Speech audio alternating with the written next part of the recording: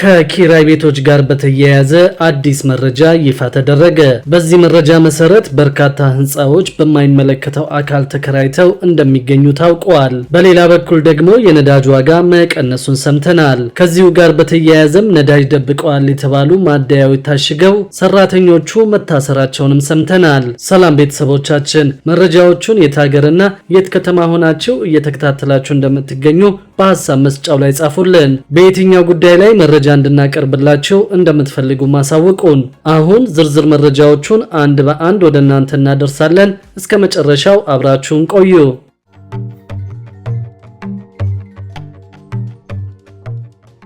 ከኪራይ ቤቶች ጋር በተያያዘ አዲስ መረጃ ይፋ ተደረገ።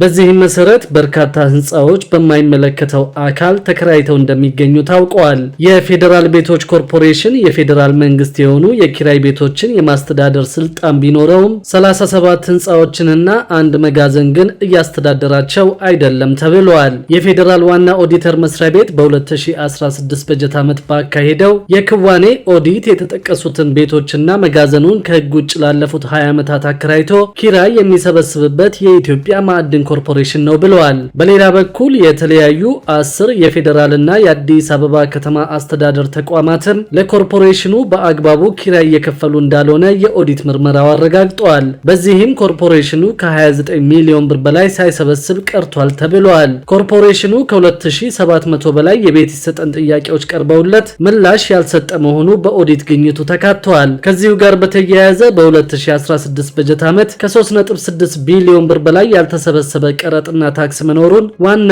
ኦዲተር መስሪያ ቤቱ ገልጿል። በፌዴራል ዋና ኦዲተር መስሪያ ቤት ለሕዝብ ተወካዮች ምክር ቤት የፌዴራል መንግስት መስሪያ ቤቶች የ2016 በጀት ዓመት የሂሳብ ህጋዊነትና የክዋኔ ኦዲት ሪፖርትን አቅርበዋል። ዋና ኦዲተር መሰረት ዳምጤ ለምክር ቤቱ ባቀረቡት ሪፖርት በገቢዎችና በጉምሩክ ባለስልጣን በተለያዩ አካላት በተደረገው ማጣራት የተገኘው ያልተሰበሰበ የመንግስት ቀሪ ቀረጥና ታክስ ዕዳ በአዋጁና በመመሪያው መሰረት መሰብሰቡን ለማረጋገጥ ኦዲት ሲደረግ በ2016 በጀት ዓመት 3 ቢሊዮን ብር በላይ ያልተሰበሰበ ቀረጥና ታክስ መኖሩን ማረጋገጥ መቻሉን ተናግረዋል። በ11 የጉምሩክ ቅርንጫፍ ጽህፈት ቤቶች የጉምሩክ ቀረጥና ታክስ ዕዳ በጠቅላላው ብር 2 ቢሊዮን ብር በላይ፣ በተለያየ ሂደት ላይ የሚገኝ የግብር ዕዳ በ10 የቅርንጫፍ ጽህፈት ቤቶች 1 ቢሊዮን 222 ሚሊዮን ብር በላይ በድምሩ ከ3.6 ቢሊዮን ብር በላይ እንዳልተሰበሰበ መረጋገጡን ዋና ኦዲተሯ ገልጸዋል። የግብር የታክስና ቀረጥ ሂሳብ በወቅቱ ክትትል ተደርጎ ገቢ እንዲሆን ካልተደረገ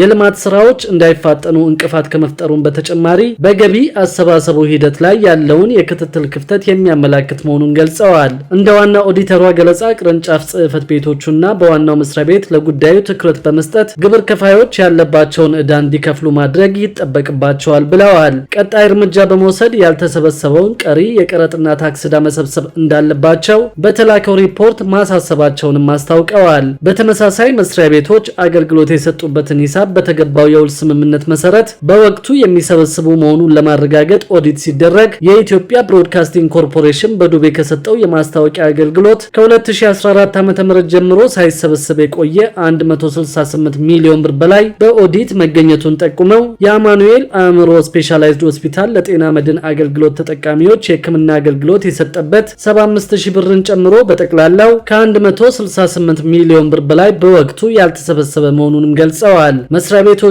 ገቢው በወቅቱ ክትትል አድርገው ካልሰበሰቡ በእቅድ የያዙትን ስራ እንዳያከናውኑ ጫና ከመፍጠሩን በተጨማሪ በገቢ አሰባሰቡ ሂደት ላይ ያለውን የክትትል ክፍተት የሚያመላክት ነው ብለዋል። ያልተሰበሰበው ውዝፍ የገቢ ሂሳብ እንዲሰበሰብ ተገቢው ጥረትና ክትትል እንዲደረግም ኃላፊዋ ጥሪያቸውን አስተላልፈዋል። በሌላ በኩል ደግሞ የነዳጅ ዋጋ መቀነሱን ሰምተናል። ከዚሁ ጋር በተያያዘም ነዳጅ ደብቀዋል የተባሉ 3 ማደያዎች ታሽገው ሰራተኞቹ መታሰራቸውን አውቀናል። እስራኤልና ኢራን ለ2 ሳምንታት ከቆየ ግጭታቸው ረገብ ብለው የተኩስ አቁም ስምምነት ለማድረግ ከተስማሙ በኋላ በዓለም አቀፍ ደረጃ የነዳጅ ዋጋ በ5 በመቶ መቀነሱ ተገልጿል። ድፍድፍ ነዳጅ ዘይት በበርሜል ወደ $68 ዝቅ ብሏል የተባለው ይህም እስራኤል ሰኔ 13 ቀን በኢራን የኒውክሌር ተቋማት ላይ ሚሳኤሎችን ከማስወንጨፏ በፊት ከነበረበት በታች መሆኑ ተገልጿል። በቅርብ ቀናት ውስጥ ኢራን የነዳጅና የጋዝ ዋና የመርከብ መስመር የሆነውን የሆርሙዝ ባህረ ሰርጥን በመዝጋት የዓለም አቀፍ አቅርቦቶችን ልታስተጓጉል ትችላለች የሚል ስጋት ከጊዜ ወደ ጊዜ እየጨመረ በመምጣቱ የዋጋ ጭማሪ መስተዋሉ ተመላክቷል። የአሜሪካው ፕሬዝዳንት ዶናልድ ትራምፕ የተኩስ አቁም አሁን ተግባራዊ ሆኗል ሲሉ የእስያ አክሲዮን ገበያዎች መነቃቃት መጀመራቸውም ተጠቁመዋል። የሚሳኤል ጥቃቱ ከጀመረበት ጊዜ አንስቶ የነዳጅ ዋጋ በበርሜል እስከ $81 ደርሶም እንደነበር ታውቋል።